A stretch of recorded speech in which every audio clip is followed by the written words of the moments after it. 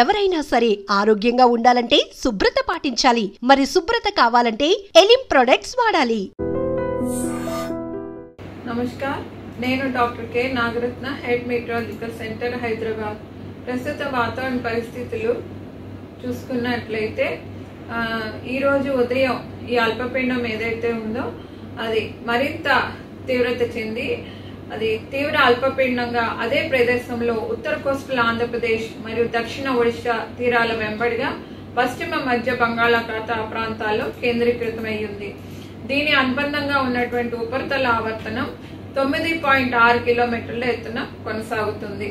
మరి ఒక ఉపరితల ఆవర్తనం తూర్పు అరేబియా సముద్రం ఆ ప్రాంతాల్లో కేంద్రీకృతమయ్యింది.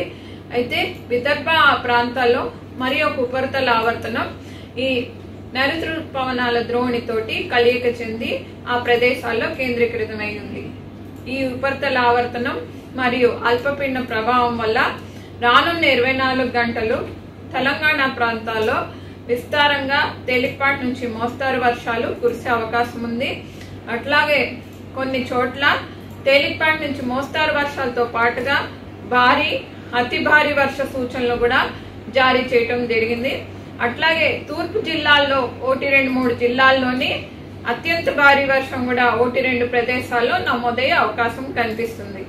ఈ రోజు మనం చూసుకున్నట్లయితే 18వ తారీఖు రేపు ఉదయం 8:30 గంటల వరకు కూడా ఈ వర్షపాతం అనేది చాలా జిల్లాల్లోని ఆదిలాబాద్, కుమరంభీం, మంచిర్యాల్, నిర్మల్, జగిత్యాల్, పెద్దపల్లి, అట్లాగే పశ్చిమ జిల్లాలు అయినటువంటి నిజామాబాద్, కామారెడ్డి, మెదక్, సంగారెడ్డి, వికారాబాద్, మధ్య జిల్లాలు అయినటువంటి జగిత్యాల్, పెద్దపల్లి, కరీంనగర్, రాజన్న సిరిసిల్ల, సిద్దిపేట్, హన్మకొండ, వరంగల్, అట్లాగే జనగాం, సూర్యాపేట్, ఖమ్మం జిల్లాల్లో భారీ వర్షాల నుండి 1-2 చోట్ల అతి భారీ వర్షం కూడా నమోదయ్యే ఛాన్సెస్ కనిపిస్తున్నాయి. అట్లాగే మనం చూసుకుంటే కనుక తూర్పు జిల్లాల్లోని జయశంకర్, భూపాల్పల్లి, మూల్గు, మహబూబాబాద్, భద్రాద్రి కొత్తగూడెంలో రెడ్ వార్నింగ్స్ జారీ చేయడం జరిగింది. ఆ ప్రదేశాల్లో కూడా మనకు అతి భారీ వర్షం నుండి అత్యంత భారీ వర్షం కూడా 20 సెంటీమీటర్ల పైగా కూడా కురిసే అవకాశాలు ఉన్నాయి.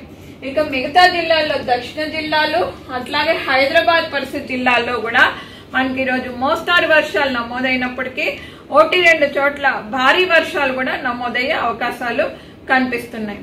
అయితే రేపటికి మనకి ఈ అల్పపీడనం ఏదైతే ఉందో దక్షిణ ఒడిశా తీరాల మధ్యన అది మరింత ఇంటెన్సిటీ పెరిగే ఛాన్సెస్ కనిపిస్తున్నందున ఆ ప్రాంతంలోనే మనకు ఇది వాయుగుండంగా కూడా డెవలప్ అయ్యే ఛాన్సెస్ ఉన్నాయి.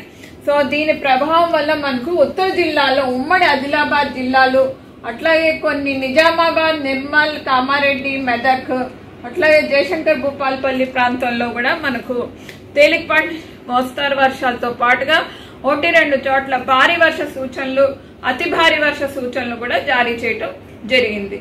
నమస్కారం. నిజంగా ప్రస్తుతం ఉన్నటువంటి సమాజం దేనికి ప్రయారిటీ ఇస్తుంది? ఆర్థిక సంబంధాల చుట్టూ మాత్రమే తిరుగుతుంది. మళ్ళీ ఎన్నికలంగానే చాలా విరక్తి కలుగుతుంది. మంచి అనిపిస్తుంది కదా, లేడీస్ కూడా ఛాలెంజింగ్ జాబ్స్ చేసినప్పుడు చాలా బాగుంటది. ట్రాఫిక్ అసిస్టెంట్స్ గా నియమించిన ట్రాన్స్జెండర్స్ అందరితో సాల్యూట్ చేయించుకుంటున్నారు. ఫుడ్ డెలివరీ ఇవ్వటానికి వెళ్ళినటువంటి డెలివరీ బాయ్ అనిల్ పై కళ్ళ ముందు